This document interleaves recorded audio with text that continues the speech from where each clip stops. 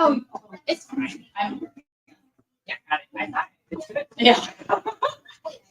I planned it all out, like, so it wouldn't be weird.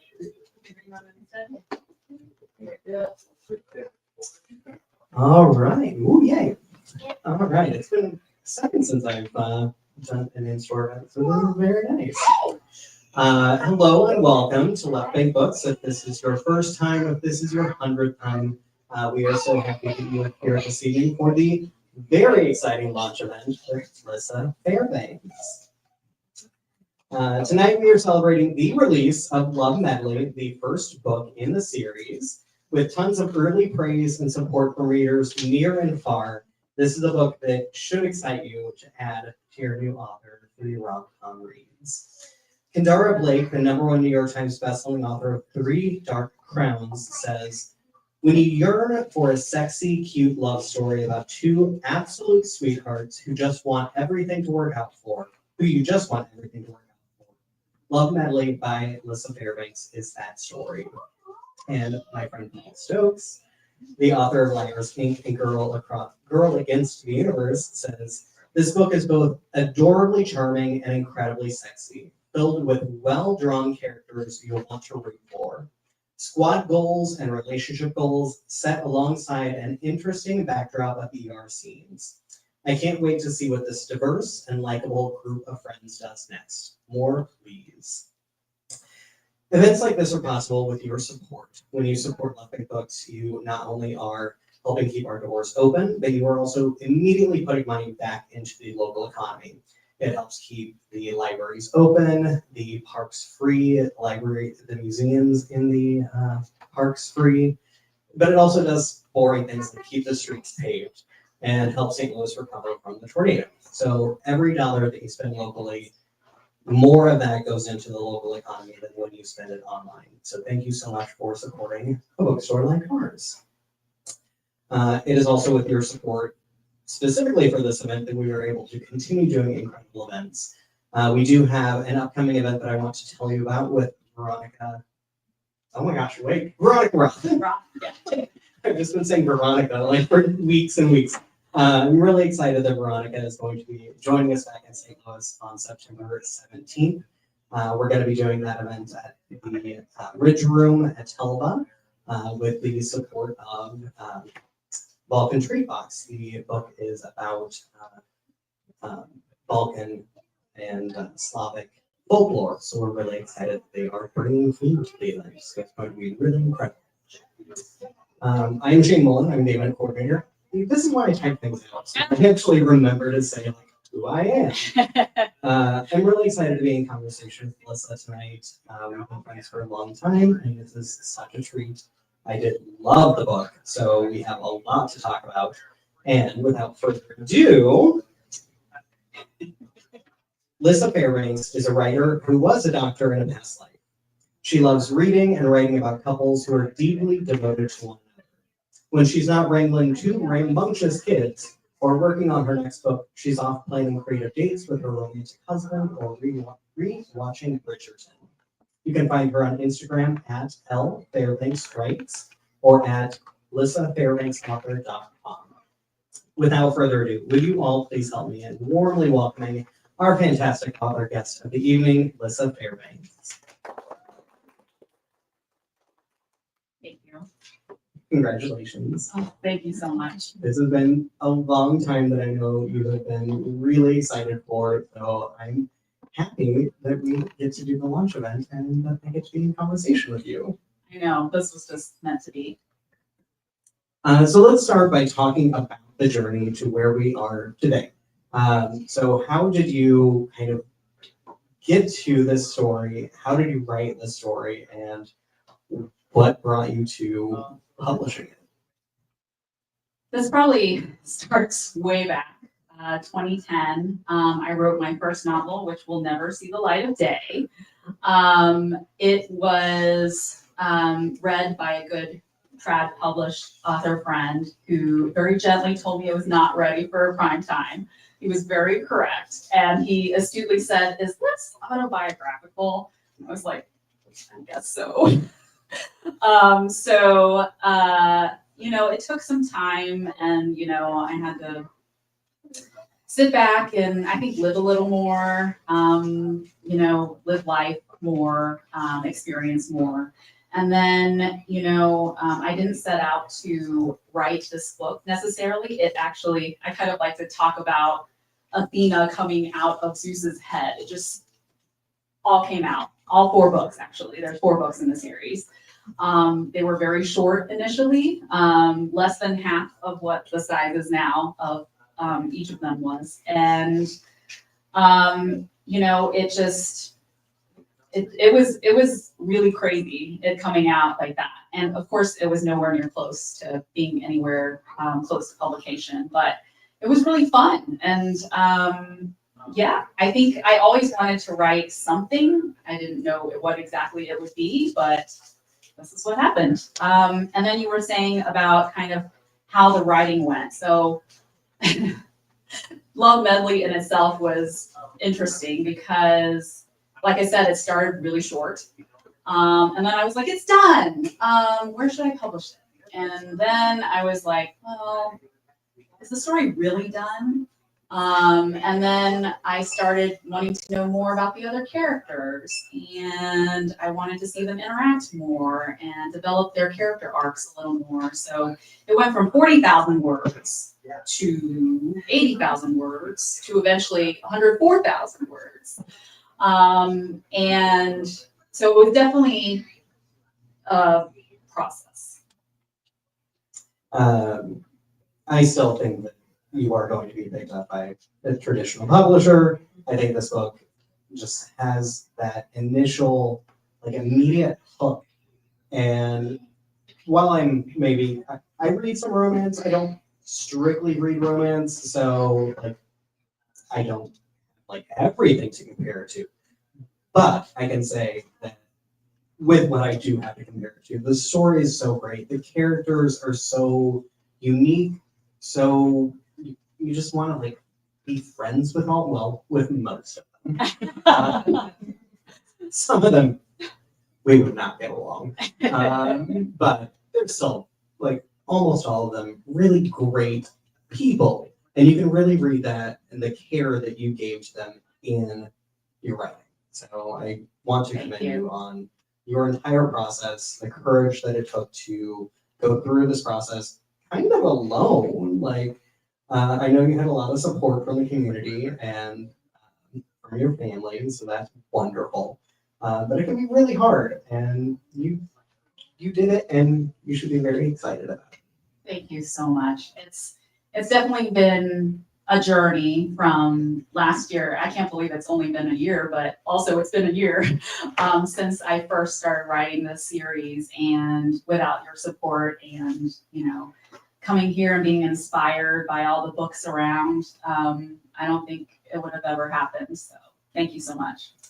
So let's start by talking. We've been going on now for 5 minutes. Let's talk about the main characters in this book. So we have Lucy and Jake, who meet it's a meet cute. And tell us kind of where they came from and why they became the core characters for the first book.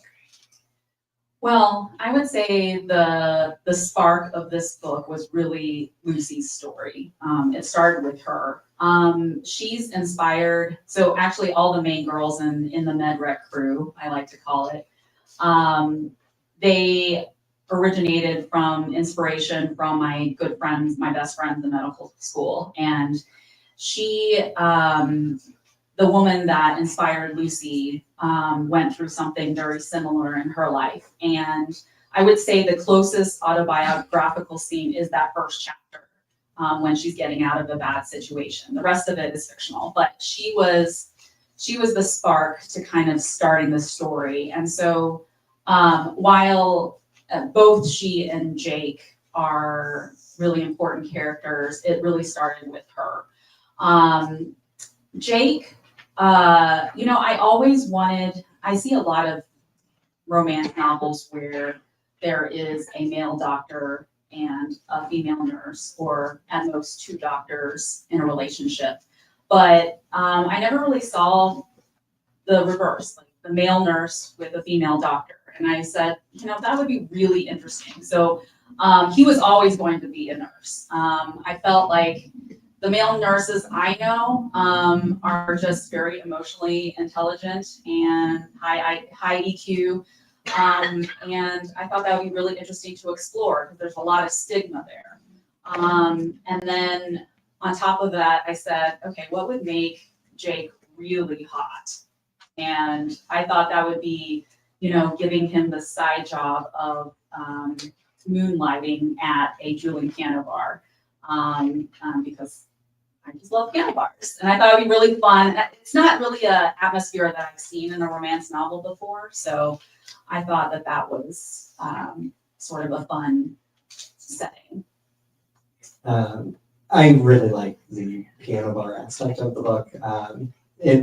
I went to one in Columbia like a year and a half ago, 2 years ago maybe, but it had been years before that since I'd been in the piano bar. So I kind of forgot how much fun they are. Is there a piano bar in St. Louis that this was kind of based upon that still exists? It doesn't still exist. I actually looked this up. So it was inspired by the Big Bang. I don't know if you ever went, if any of you have ever been to the Big Bang before it shut down. I don't even know when it shut down. Do you know? No. There was another bar called Hal at the Moon, and that also I think shut down. They had a fire. There you go. I think it moved to a different location. But yeah, those two locations definitely inspired, but more Big Bang, Tunes and Tonic, also known as TNT. I thought that was a cute acronym. And a lot of the other locations you might see are similar because we were talking about, he was like, is this coffee shop like Coffee Cartel? I was like, yes, you are the first person to have realized that. So that was really fun. Since I managed Coffee Cartel for like 4 years, I'm like, oh, am I just like really trying to put myself into the story? But it really was like a really good depiction of what that coffee shop was at the time. Like it was a really great place to go on dates. Went there on several myself. So like it was really realistic what you did with the locations, with the like imparting fun into their lives, and then keeping like their work lives very serious and very like kind of committed to their careers. So it really played off of each other, like the whole setting, storyline, everything. I couldn't put the book down, like literally could not put the book down.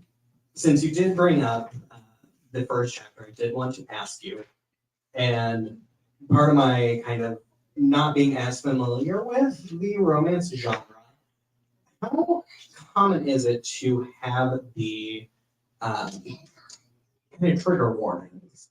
And I did appreciate knowing going into it, what I might expect.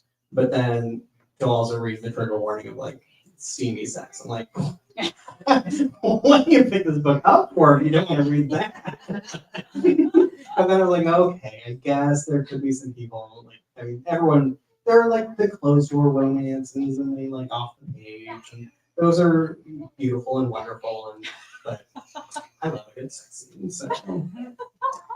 So why did you give these trigger warnings, and what is the kind of story and trend in romance behind that?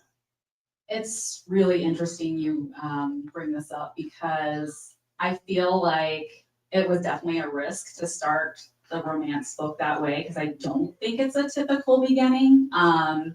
So for all of you, since it's the first chapter, hopefully it's not a spoiler, but Lucy starts in a bad place. She is hiding in a bathroom from her abusive ex, and she's trying to figure out what she's going to do next. And so it's a very intense scene and not something you typically see in your usual rom-com setting. But I felt like it was the right place for my story to start and to kind of see where Lucy was coming from and what she was trying to move past. And I felt like it wouldn't do justice if we just saw her later without seeing that piece of her being in the situation. And I really wanted to depict how far she's come. So in fact, and we can talk about this a little later, but part of the reason I wanted to self-publish was because I definitely felt that when I did query for a couple of months. And what querying means is you're looking for an agent because you mostly need an agent in order to get into the traditionally published sphere. And I feel like a lot of the times the reasons the agent didn't pick it up was because they were looking for that sort of fluffy rom-com, and then the first chapter was sort of jarring for them. So I do feel like it's not typical. It wasn't what they were expecting, and I can't see fault with that. I knew what I was doing when I was writing it. So I feel like trigger warnings are really important though, because some people can't read that. And I want them to know getting into this book that that's going to be there. And so I didn't want to just do the trigger warnings because I do have those at the beginning, but I did actually add an author's note as well to just really tell people, like, this is what you're getting into. I don't want you to walk into this without knowing that. What can we kind of expect from this series itself? Oh boy. I was talking to a few of you before the event, and at the beginning of this event, I talked about how all 4 of the books sort of just came out. Not completely formed, obviously, but one of the things I really wanted to do with this series that I hadn't really seen before was to make them really tightly interconnected standalones, and that's a lot of words, but basically each book is its own individual story and makes you feel complete at the end, but they're all very close in time, and they're also overlapping with all of the characters. So, you actually meet all 8 of the romantic leads of the series in the first book. So you get to see them in every single book from now on. And that was really important to me because I feel like, the way publishing works, most people publish a book and then they write the next one. And so you don't want to write yourself into a corner where you're like, okay, this character is this way and they did all these things. And then you get to the second book and you're like, oh, wait a second. I already wrote this in the first book, so I can't do that in the second book. So it was really important for me to write all 4 to a large extent before I published the first one to stay consistent. So this is a long answer to your question, but things that you can always expect is seeing the characters again in the same setting. So it's like found family is my favorite trope. And so I love going back to a world and experiencing it again and again and seeing old characters like old friends. So you'll always see the characters, past characters, and then new characters get their own story. You'll always get this sort of sense of one of my readers said it best. It's sort of like you're a warm hug at the end of this book. And that just really touched me because that was what I was going for, this cozy feel, even though it starts in a really dark place. Just really feeling that warmth and like, the books feel like home. So you can expect that throughout the series. Since you bring up tropes, this book is fake dating, which I love. It's just like such a cute premise, and like I just love the whole trope. What tropes are we going to get as the series goes along? Well, the next book, we're gonna get a grumpy sunshine. Opposites attract. Makes sense. Goes along with the grumpy sunshine. I would say forced proximity too. Let's see. Book 3, I would say, is The Bet. Yes. I think I know that. It's usually a way of bringing 2 characters together by making some sort of wager or bet.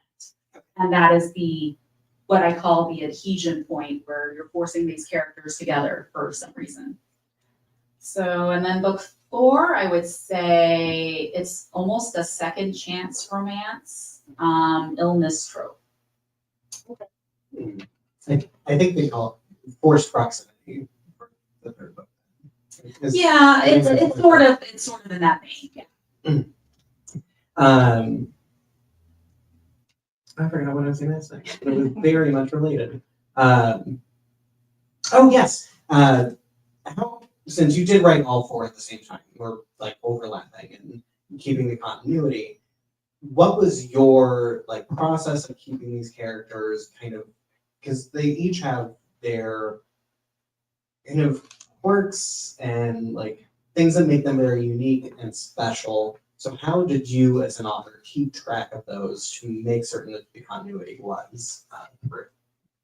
I really wish I had made a character Bible at the very beginning, but I did not. So it was a lot of writing another book and then going back to book 1 being like, oh, that's not right.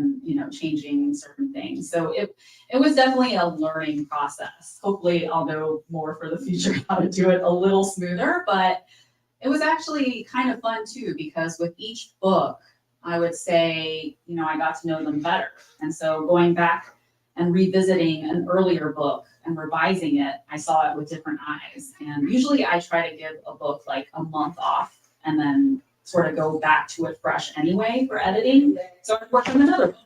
And that sort of overlap really helped me do that. I am making a character Bible now because it is very important to do that, to keep everything straight.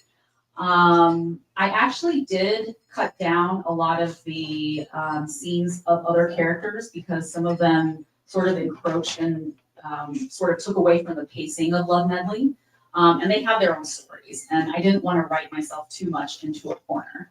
But yeah, I feel like it's funny because I was trying to finish book 2, and then I was like, wait a second, I need to actually work on book 3 because that has bearing on book 2. So it's sort of hopping around back and forth. But yeah, it's been really, really fun trying to figure out how all that works. And yeah, I mean, I love them being so connected as they are, but now I kind of see why people don't do it.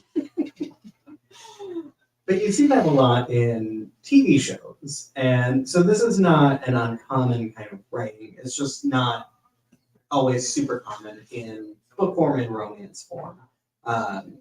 And I love being able to grow with a character, being able to watch the character kind of develop and become themselves, much like how friendships happen. Like when you're friends with someone, you get to know them slowly over time. So that's kind of how I felt like we were going to be really good friends by the time the series ended. I want to ask you, I'm certain that most people probably know that Lyssa Fairbanks is your author name. So I want to ask why you chose to have an author name, the pseudonym, pen name, whatever you want to call it, and what that kind of helps and why you chose to do that. So, in a lot of ways, it was freeing to have a different name and write under that. Actually, funny you bring up closed door romance because initially I didn't think I was going to write sex scenes, open door. And then, having, a pen name just sort of liberated me to try it out and feel a little bit more free because nobody would know, even though most of you know me. So it didn't really work out that way, but it felt that way psychologically.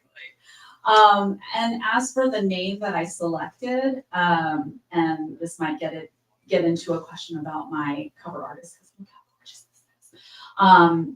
Actually, this was the pen name that I had in middle school, and that came from a book that my sister wrote me when I was in middle school, and she had me as a character, and her name was Lyssa. So it's all connected. I love that. And yet again, I feel like maybe I didn't have enough coffee today. The sex scenes. Where did all the youngins go? Okay. Mom and Dad. We'll keep it tame, but I wanted to ask, like, was it difficult to write the sex scenes? They got pretty steamy. I enjoyed them a lot. I think that everyone who reads romance will enjoy it, unless you really don't like your sex scenes on the page. But I thought they were really empowering and really real, and really like I just liked them a lot. So, what was your experience like writing this? So I told you how I didn't set off to do that. And the reason I actually wrote my first sex scene is I have a wonderful type group. So a couple of alpha readers. An alpha reader is someone who basically reads stuff that you write just as soon as it comes out of your brain.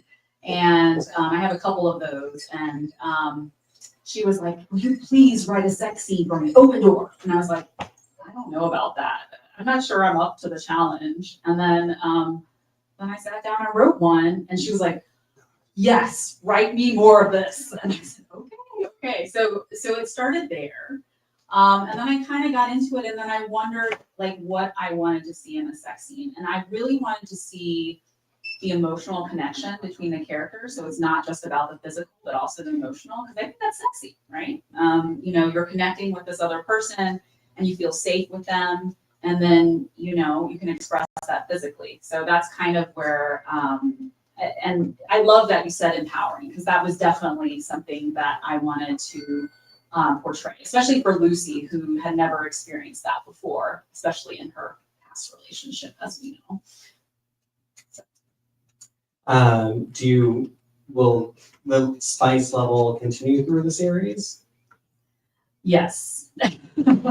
My husband is not in here right now, but he was like, so does the sex get earlier in every book? But that's not the case, but book 2 comes pretty early. So you have that to look forward to.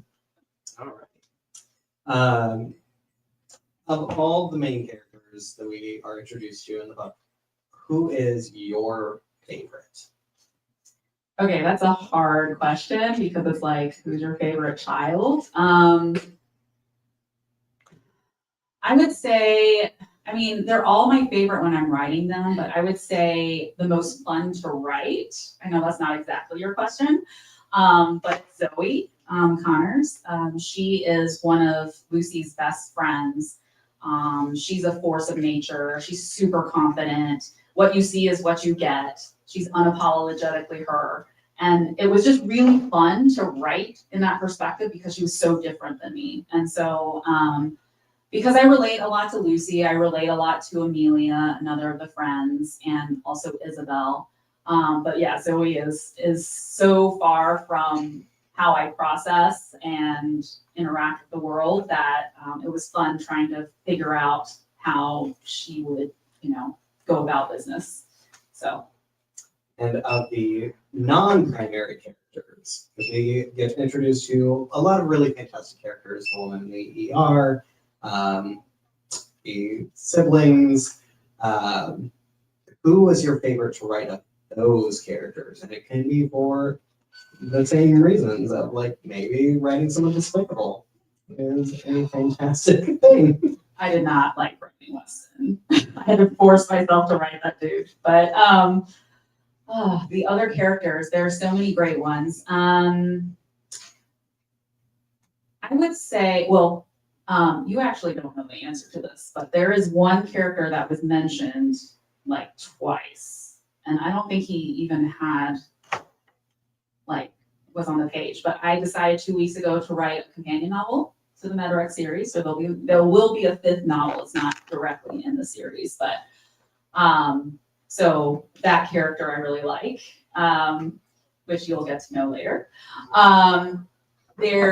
But I would say probably Jake's brother, Wyatt, is my favorite, and I do plan to have him have his own novel in a adjacent series. I have all these plans, but I plan for him to eventually have his own story. I mean, what I'm hearing is that everyone needs to tell all of their friends to read this book so that we can indeed get those spin-offs, because I need a Wyatt book. I really loved Wyatt. And I texted you, I messaged you about it, and I'm like, I knew it.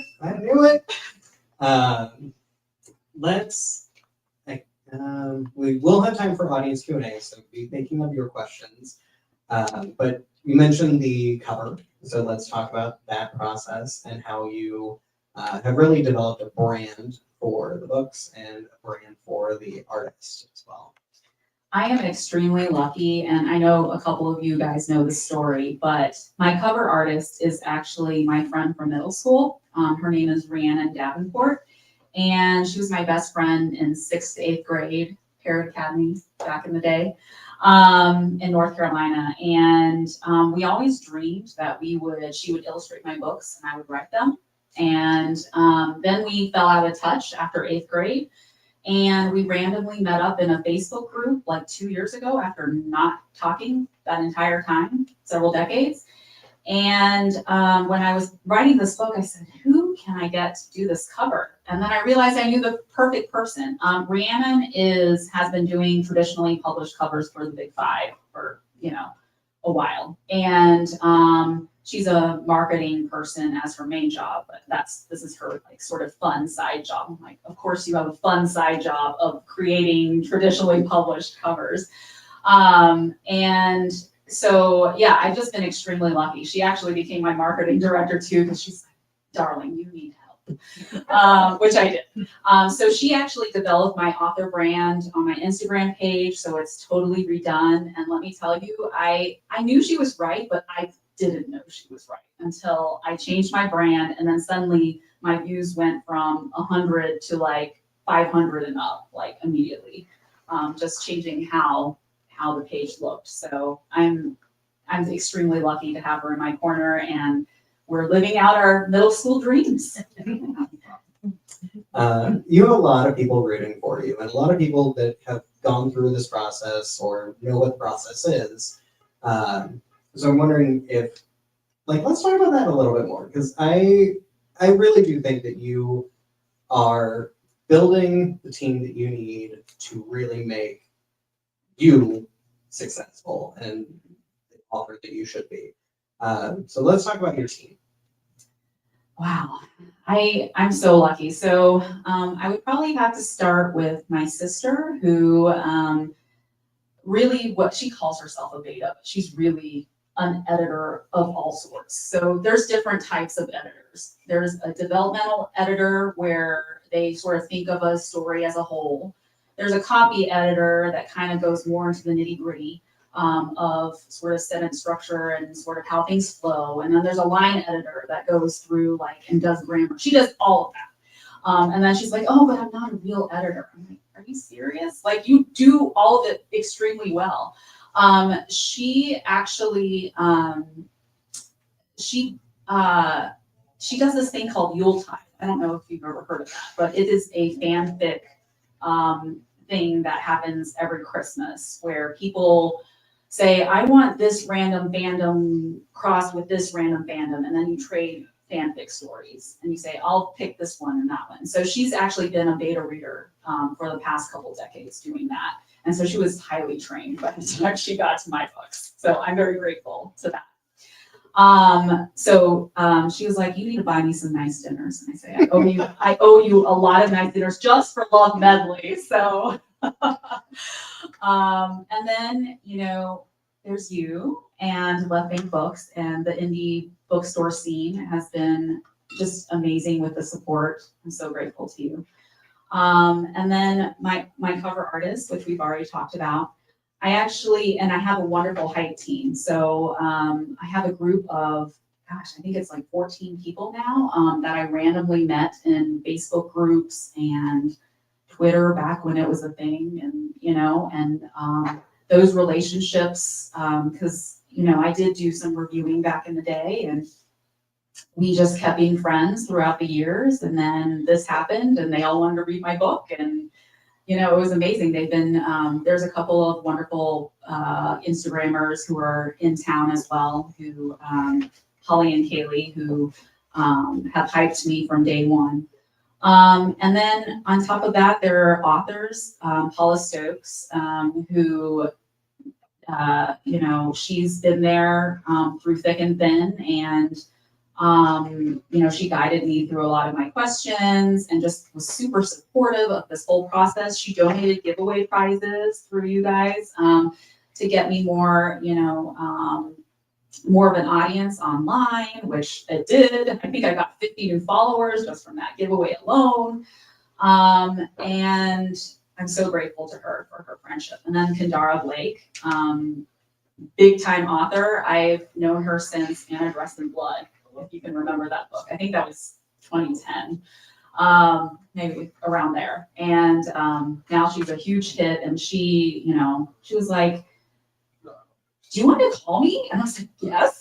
So then, she gave me her phone number and we talked on the phone and she answered all my questions about everything. And most recently, I had a friend, she's in the UK. She actually was a Waterstones bookseller. And she said, I would really like to career switch. So what do you say, like, if I were your author PA, personal assistant? I was like, sign me up. Please. And all these people just came up to me and said, here I am. And it's just been awe-inspiring. And honestly, I couldn't do it without this amazing team behind me. So the entire time that you were like a doctor, were you just like, I would rather be writing? That's really funny because yes and no. I mean, I always enjoyed writing and I always thought it would be really cool to write a book, but I didn't really have a plan necessarily. And that was so cool about last year. It just sort of all fell into place. Like, I'd be like, okay, I'm thinking about this series. Okay, wait, Allie Hazelwood made science sexy. Oh, great. And then, Lila Sage, who wrote, Done and Dusted. She wrote a 4-book series. I was like, I want to do that. I want to write a 4-book series about a bunch of friends in medical school. And then, Rhiannon came into being you were here. And it just sort of all fell into place. And then I suddenly had a vision. Versus when I was working, as my friends in the audience know, you kind of are in it. And you don't really have the bandwidth to do anything else but the work. And so I feel really lucky to have that space to sort of be creative in that way. So, yeah. All right. Do we want to take some audience questions? Absolutely. Okay. We have some. No? Okay, yes. Okay, so I haven't opened the book yet, but is it a dual POV? And if it is it harder to write from 2 different, perspectives than just one? I love that. So it is a dual POV. So you get the first person perspective of both Lucy and Jake. And for me, I enjoy reading that. So I think it came naturally to me. And I kind of liked getting into a guy's head and try to figure out what his perspective would be. I think it would be harder for me to write in third person or have a single point of view because I always want to see the other perspective. And I feel like that's more balanced. And whenever I find myself reading a book, which, there are many, many popular romance novels in other genres too that do one POV quite successfully, but I always feel like, well, what's he thinking? Or what is that other person thinking? So for me, it was natural. I definitely prefer when it's dual, and so but sometimes when it's not, I just wonder if it's just because it's harder to do that. We'll take a question from the virtual audience. Paula, who we have mentioned a couple of times, way before we even started, wanted to know, I don't feel like we exactly talked about this, so Paula wants to know if Jake is inspired by a real life nurse. Not a specific person, but sort of a collective of nurses that I knew back in the days. They were just really laid back and sweet and just giving in a way that, other men in the medical profession aren't always. So it's really, I really wanted to portray that side of things and sort of like highlight how excellent male nurses are. I feel like sometimes it's stigmatized in some ways. And the reverse too, like female doctors as well is still, it's getting better, but it's not all the way there by any means. But yeah. Since I'm sitting out here now, and can see your hat and your shirt. And you mentioned this in a little bit in the book, and then, or no, in the author's note. But Blackwell, can tell us about the history behind that. Yeah, this is actually something that I thought about a lot because some people ask me, why don't you write about a real place? And I thought deeply about how I wanted to be inspired by a place that had the freedom to make it what I wanted it to be. So Blackwell obviously was inspired by our area that we live in, but it's actually named for the first woman to graduate medical school, Elizabeth Blackwell. And a lot of the institutions of learning in the book are named after important women. So there's a high school, Thatcher High School, which is named after Margaret Thatcher, and things like that. So I wanted sort of a small college town feel that had places that were really fun that I wanted to go to, and that was sort of inspired by real places, but also not. And so that gave me the freedom, because I feel like sometimes when you write about real places, then people are like, well, that's not exactly how it is, or you get some details wrong, and that's bound to happen. So it gave me more freedom.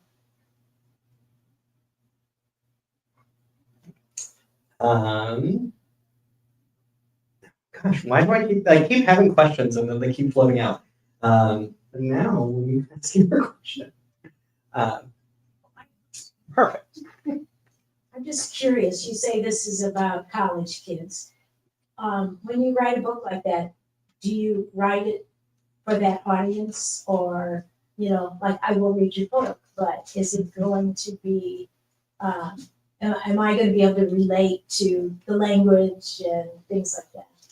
That's a really great question, because I feel like, and Shane, you can talk about this as well, but the people that I tended to that gravitated towards my series were people who did not call themselves romance readers. So your experience is actually one of several. I had this wonderful woman in Australia just recently, actually yesterday, email me this video of her saying, this is not what I read. I read these dark books, and, they're based in Greek mythology. And then I have this love medley and I'm addicted to it. What have you done to me?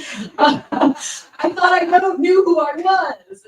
It was just awesome. So I feel like, and I hope, my goal was to make it relatable to everyone, not just, obviously the romance crowd tends to be female. It tends to be ages 18 through mid-30s. But I wanted it to feel relatable to people of all ages and people who gravitated to not just what they consider romance, but to be more accessible. Speaking as a reader who has read the book, I can say that I read to learn. So when I picked up the book and was thrown into characters that were not from my friend group, were not from my perspective, my personal perspective, I've been to a hospital, but I loved being able to find out about who these people were, and with such depth, really getting to get into the characters. So going through the story with them and having a different perspective than ER and Grey's Anatomy and The Pit, which are all shows that I have watched. So the emergency room dramatized is something that I'm familiar with and really enjoy that whole genre. But this was a different perspective, and it allowed me to learn, to empathize, and to grow with these characters, and really get out of my own personal kind of comfort zone in reading. And I generally love any book that I can get my hands on. But like I just really loved the whole process and the expectation of more. I think that you started me with a hook and you left me with like, I can't wait. So like, you've done that for the readers in the room. Thank you for saying that.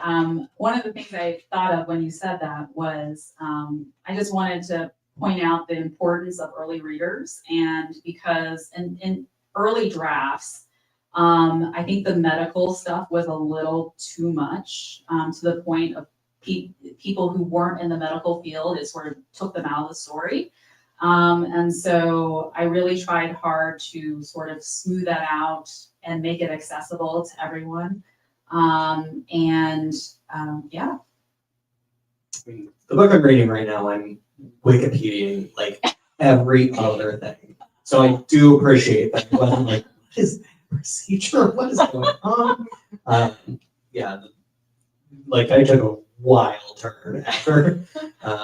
It's it's so interesting, and it comes out in November, and I'm just like, wow, this is complete turn from what I've been reading. I've been reading a lot of dark mysteries. And, it has been my summer of like murder, I guess. So then like to have some like really cute romances thrown in, and then this also wild, is it historical fiction, is it not?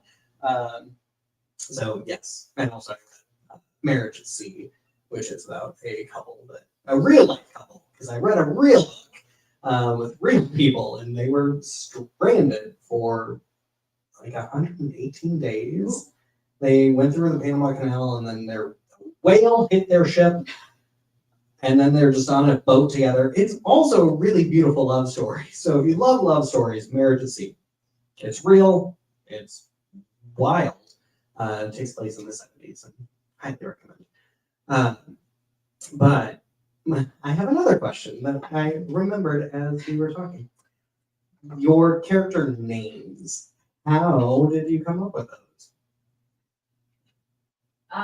Mostly I kind of just looked at lists and whatever felt right. I pulled those out. I really liked the names that I selected, and then the last names.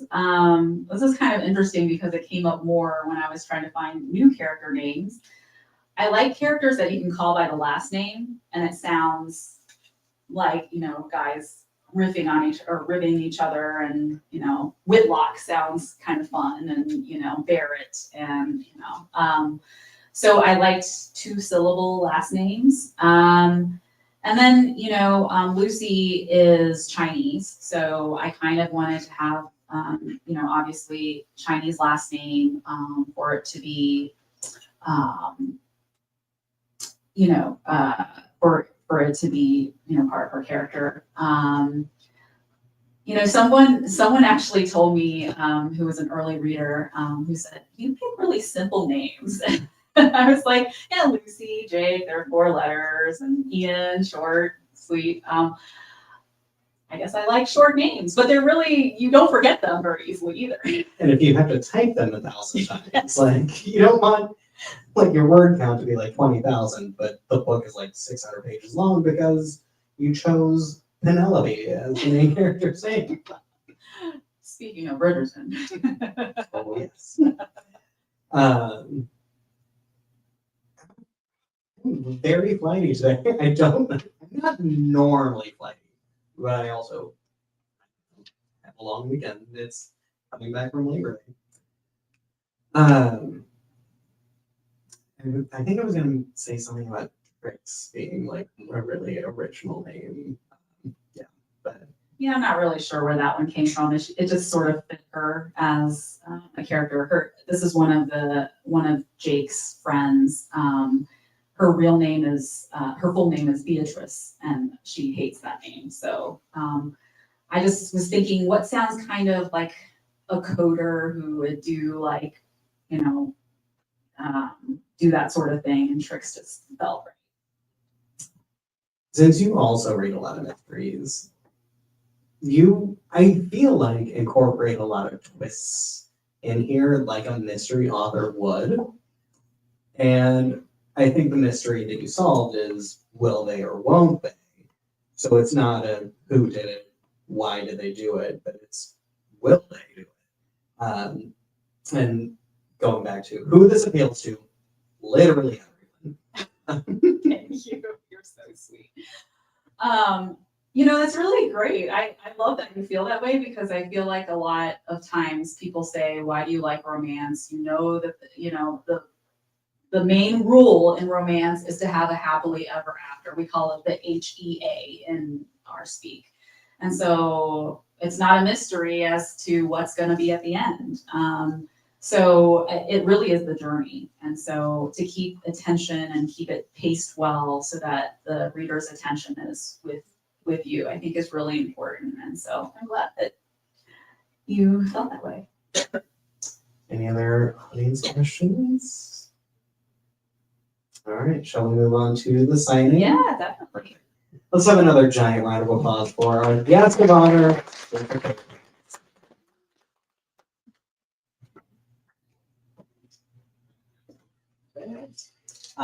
If you have not already purchased a book, we do have them available for sale at the desk.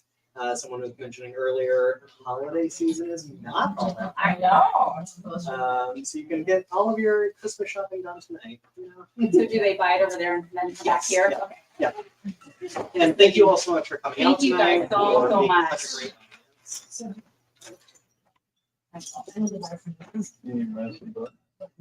such a great Thank you guys so much for coming. Yeah. Go buy them. You can get signed. Yeah. I got it. Oh, that was. My husband